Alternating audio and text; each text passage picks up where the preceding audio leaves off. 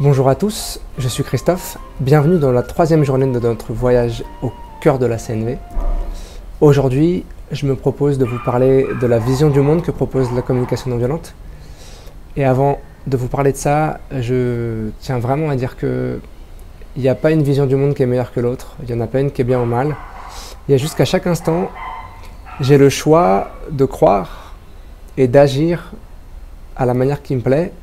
Et donc pour moi, le critère, c'est pas qu'est-ce qui est bien ou qu'est-ce qui est mal, c'est qu'est-ce qui me fait du bien et qu'est-ce qui me semble qui contribue aussi au bien-être des autres. Et donc, moi, c'est à ça que j'ai envie de me relier, en tout cas, quand je choisis à quoi j'ai envie de croire et comment je me comporte. Après, ça veut aussi dire qu'il y a des moments où je ne vais pas y arriver. Il y a des moments où, malgré le fait que j'aimerais vivre d'une certaine manière, eh ben, je vais avoir des comportements qui peut-être ne contribuent pas à mon bien-être, ne contribuent pas à celui des autres. Et c'est ok. J'ai le droit. Voilà, il ne s'agit surtout pas de se mettre la pression.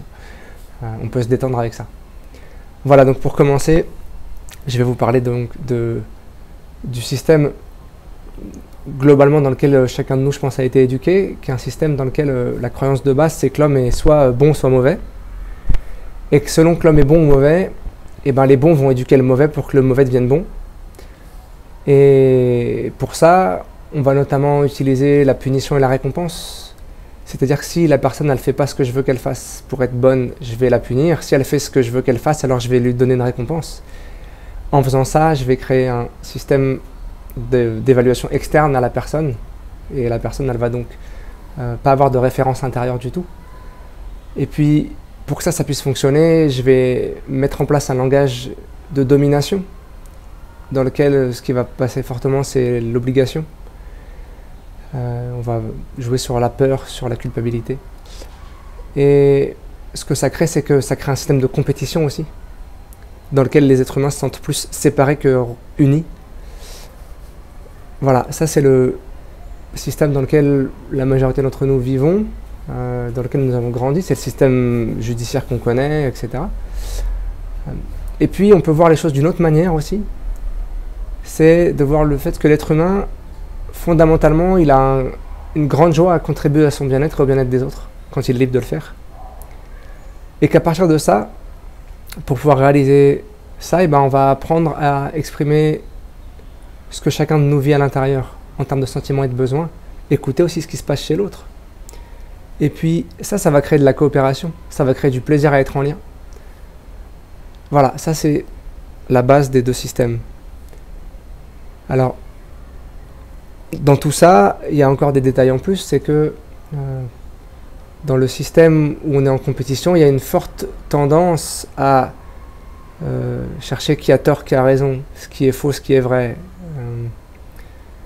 Alors que dans le système que propose la CNV, la question de savoir qui a raison, finalement, c'est pas important, c'est comment on peut être heureux, comment on peut se rendre la vie plus belle. Et donc, comment je peux prendre en compte aussi ce qui est important pour chacun de nous. Je l'ai dit hier aussi, ce qui est important avec la communication non violente, c'est vraiment la connexion à l'autre, la connexion à soi avant de chercher un résultat. Là où dans un monde plus dualiste, il y a le résultat avant tout, la compétitivité, la productivité, et dans lequel on oublie de se connecter entre êtres humains. Pas que le résultat soit pas important, simplement, je crois qu'on arrivera à un meilleur résultat si avant on a créé une connexion entre êtres humains et que on a tous les deux envie de contribuer à ce résultat. Pas ce résultat il est au détriment de l'un de nous deux. Et puis il y a une question de la force, l'usage de la force.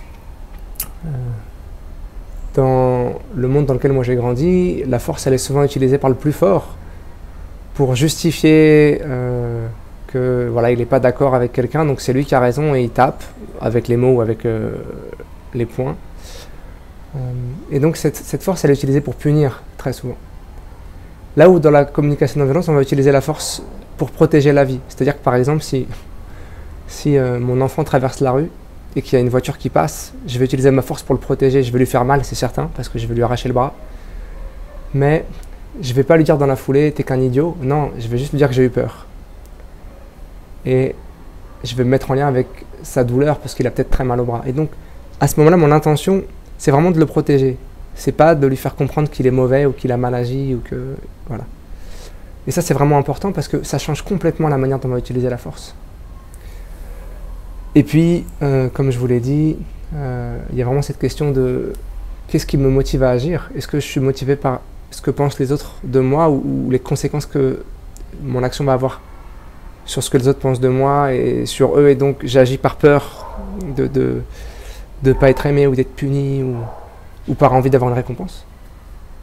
Ou est-ce que j'agis parce que au fond de mon cœur, je sens un plaisir à agir, je sens que ce que je vais faire, ça va contribuer pour moi et les autres, et donc la référence, elle est interne, elle est « Ah, ça va nourrir mes besoins », puis je vois bien que quand je vais faire ça, ça va rendre les autres aussi plus heureux parce que j'ai pris en compte leurs besoins.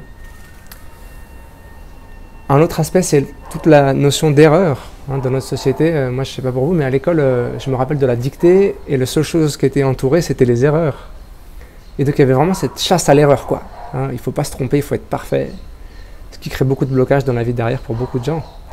Et la manière dont je peux aussi choisir de voir le monde, c'est, en fait, il n'y a pas d'erreur. Il n'y a que de l'expérience. Et donc, je vais intégrer le fait que, il y a des moments où je ne vais pas obtenir le résultat que je voudrais. Et avec ça, je peux avancer. Je peux regarder ça et dire, ok, comment ça a nourri ou pas nourri mes besoins, ou ceux des autres, et comment je peux faire une prochaine fois pour prendre plus en compte. Et puis je vais tester une autre solution. Et ça, peut-être que ça va marcher, peut-être pas, on verra bien. Mais en tout cas, je ne mets pas mon focus sur le résultat en tant qu'erreur, je mets mon focus sur, ok, comment je peux faire différemment et apprendre de ça. Et puis enfin, pour moi, un point très important, c'est je peux choisir d'être beaucoup dans ma tête et de me poser beaucoup de questions sur la vie et de finalement quelque part passer la vie à me poser des questions qui m'empêchent d'être connecté à la vie elle-même et au moment présent. Je peux aussi choisir de célébrer la vie, de goûter l'instant présent, de voir à quel point la vie elle est belle pour moi et pour les autres. Alors ça ne veut pas dire que je fais l'autruche, que je mets les mains devant les yeux puis je dis tout va bien tout le temps, c'est pas ça, hein. Simplement, je crois que je peux développer un regard qui me permet de célébrer au quotidien des choses qui ont contribué pour mon bien-être et celui des autres. Ça, on en reparlera bien entendu de tout ça plus en détail dans les prochaines vidéos. Voilà. Donc, j'espère que tout ça c'était clair pour vous. Une dernière chose qui est importante pour moi, Marshall Rosenberg, il a défini 2 animaux pour présenter ces systèmes. Tout le système qui est notre système habituel, qui est un système, donc je vous ai dit, il y a la dualité, où on pense que l'être humain est mauvais, où on va punir, récompenser, etc. Il l'a appelé le système chacal, pas en référence à ce que cet animal est dans la vraie vie, parce que pour le coup, le chacal, c'est un animal très sociable. C'est juste qu'il fallait lui donner un nom et que Marshall adore ce mot, donc il a choisi ce mot-là. Et puis le système dans lequel on est plus connecté à notre cœur, on exprime ce qu'on ressent, on est dans une conscience de l'interdépendance des personnes, on se connecte aux besoins, les siens et ceux des autres, et où on est dans un mode de coopération. Il l'a appelé le système girafe. Girafe pourquoi? Parce que l'animal terrestre qui a le plus gros cœur, c'est la girafe. Et donc Marshall, il disait souvent que le CNV, c'est le langage du cœur. Et aussi parce que la girafe, elle a un long cou, et donc, parce qu'elle a un long cou et qu'elle voit plus loin, elle a le temps d'intégrer ce qui se passe, puis de prendre du recul sur les choses et de vraiment pouvoir parler d'une manière qui prend en compte les besoins de chacun et qui a un rythme tranquille aussi. Alors là, je vous explique ces 2 animaux ici. J'utiliserai peu ces termes parce qu'à la fois je les trouve très pédagogiques et en même temps, dans mon expérience, je me rends compte que souvent les gens dans les stages ou les gens qui connaissent la CNV, ils commencent à dire le chacal c'est mal et la girafe c'est bien. Et donc ça va complètement à l'opposé de l'intention de Marshall qui était surtout pas de créer de séparation mais de créer de l'union. Et donc pour moi, je ne vais plus utiliser ces mots. Je vais parler de concepts, mais j'utiliserai très peu ou même jamais chacal et girafe juste pour éviter de rentrer dans cette séparation des deux. Pour moi, on a chacun en nous, à chaque moment, le choix, et il y a des moments où je vais faire le choix de punir parce que voilà, et puis il y a des moments où je ne vais pas le faire. Et donc, j'ai vraiment envie de faire en sorte qu'on se libère au maximum de cette séparation qu'il y a en nous et de s'auto-punir ou de punir les autres, voilà, et notamment par ce langage. Vous savez tout pour ça. Je vous souhaite une très très belle journée. Je vous retrouve demain pour la 4e journée de notre voyage. Merci d'avoir regardé cette vidéo. J'espère qu'elle vous a plu. Si c'est le cas, merci de cliquer sur j'aime juste en dessous et de la partager avec qui vous voudrez. Vous pouvez aussi me laisser des commentaires, bien évidemment. Je les lirai avec grand plaisir. Si vous souhaitez recevoir les notifications de mes prochaines vidéos, vous pouvez vous abonner à ma chaîne YouTube ici. Si vous souhaitez visiter mon site, c'est juste là, vous y verrez mon agenda avec toutes mes activités de communication non violente et de danse. Je vous souhaite une très belle journée et à très bientôt.